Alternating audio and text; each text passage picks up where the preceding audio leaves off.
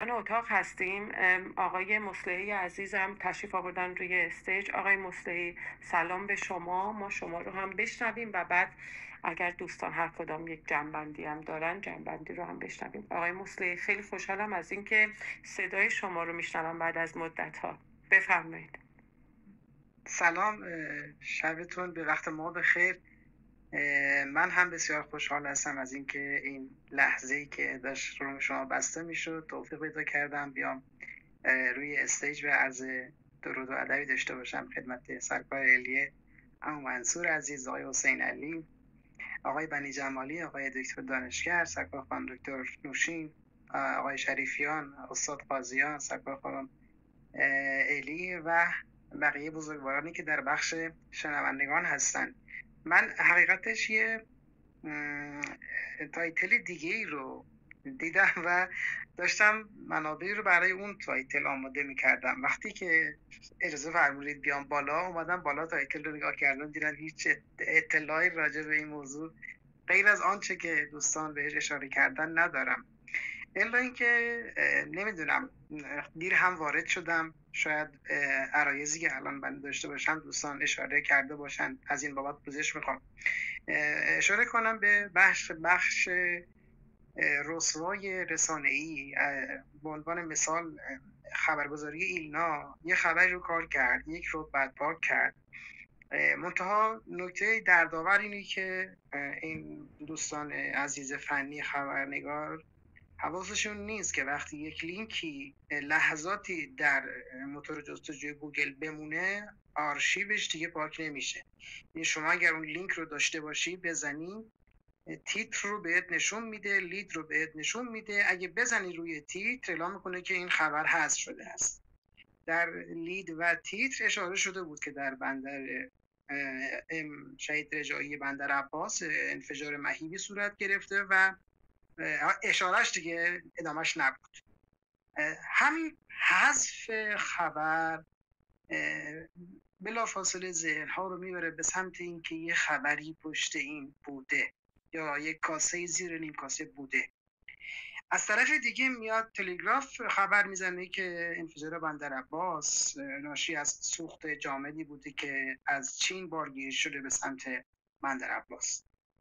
جدای از این مسائل و گمانه‌زنی هایی که توسط کارشناسان، شهروندان، روزنامه‌نگاران، مردم عادی یا هر کسی صورت میگیره، جدای از اینها یک پرسش خیلی مهمی برای ما شهروندان ایرانی به عنوان معمولی ترین انسان هایی که حق حیات داریم میماند که چرا کشور ما آنقدر در مهار بحران ناتوانه. اکثرا هم این بحران ها شبیه هم دیگه هستن. یعنی ما نتوانستیم توی یک دهه از یک بحران درس بگیریم که 10 سال دیگه، 10 سال بعد بحران شبیه این رو مهار کنیم. مثلا بحران های هواپیمایی تا دلتون بخواد توی ایران اتفاق افتاده. سقوط هواپیمای حامل وزیر راه در زمان آقای خاتمی، سقوط هواپیما در ارتفاعات دنا، سقوط هلیکوپتر رئیس جمهور، سقوط هواپیما در یک جایی به نام مورچه خورد نزدیک اصفهان. از این مدل الا ماشاءالله داشتیم. سوخت و سوز خیلی داشتیم، غیر از بخش‌های صنعتی مثل این بندر که الان به شما به بخش‌های اقتصادی اشاره کردید که تمام کانتینرها چه مواد استراتژیک داخلش بوده، چه مواد قیمت خیلی بالایی، چه مواد خیلی، به هر حال داره میسوزه. سرمایه مردم، جان کارگرانی که اونجا بودن از بین میره. آتش داره همینطور زبانه میکشه و ما توی بازه زمانی کوتاه نمیتوانیم این آتش رو مهار کنیم. یعنی ما یک لوجستیک آتش نشانی درست نداریم. هیچ درسی هم از ساختمان پلاسکو نگرفتیم، هیچ درسی هم از ساختمان متروپول نگرفتیم. همین اتفاق برای قطارهای ما در داستان نیشابور افتاد، هیچ درسی از اونجا هم نگرفتیم، خبر درستی هم به مردم نداد. در حالی که این اتفاقات به همه جا میفته. وقتی همه جا میفته به مردم اطلاع میدن، اطلاع به مردم خودش یکی از بزرگترین و بهترین ابزارهای مدیریت بحرانه. کمک گرفتن از مردم اینجا با اطلاع درست انجام میشه. وقتی اطلاع نمیدیم بلافاصله بازار شایعات داغ میشه، بلافاصله رسانه ها میرن به سمت اینکه سفید شویی کنن، بلافاصله رسانه ها سعی میکنن پوشش خبری عجیب و غریب بدن. اینجا مردم رو دچار یک سردرگمی میکنه و در نهایت به این پرسش میمونه چرا ما در شرایطی که 30 سال داریم شعار میدیم چشمانداز 20 ساله درست کردیم، تنظیم کردیم، طی 4 تا برنامه 5 ساله برای هر کدام یک از سالهای این 5 سال هدف تعیین کردیم. گفتیم در 5 سال اول، در سال 1 که گذشت باید به این اهداف رسیده باشیم، سال دوم این هدف، سال سوم این، در سر 5 سال این اهداف. در 15 سال که گذشت به 7% نرسیده بودیم.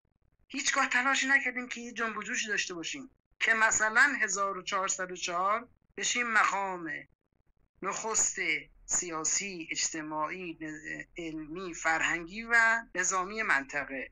در حالی که اون نشدیم، اون پیشکش، در حالی که اونجا نرسیدیم، در بدیهی ترین وظایفی که دولت ها در قبال شهروندانشون به عهده دارن هم ناتوان هستیم.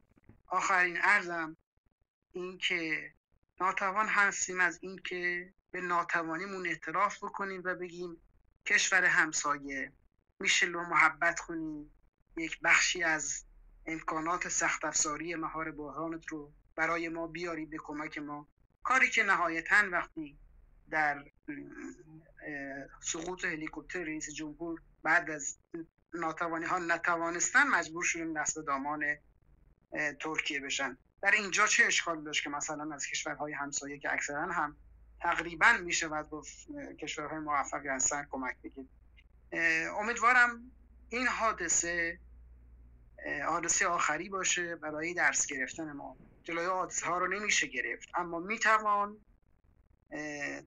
تمهیداتی اندیشید، میتوان برنامه هایی ریخت که بحران ها کمتر بشه، مردم کمتر آزار ببینن، اعتماد بیشتر بشه و انشاءالله که کشور به سمتی بده که سمت آرامش و آسایش و خوشبختی و رستگاری شهروندان باشه. خیلی عذرخواهی میکنم. خوشحال شدم از اینکه این سعادت نصیبم شد در این لحظه دوستان رو ببینم و عرض ادب داشته باشم و در خدمت شما هستم. خیلی خیلی ممنون آقای مصلحی عزیز. منم خیلی خوشحالم از اینکه دوباره تو این فضا شما رو داریم زیارت میکنیم و میشنویم صدای گرم شما رو. سپاس از اینکه آمدید و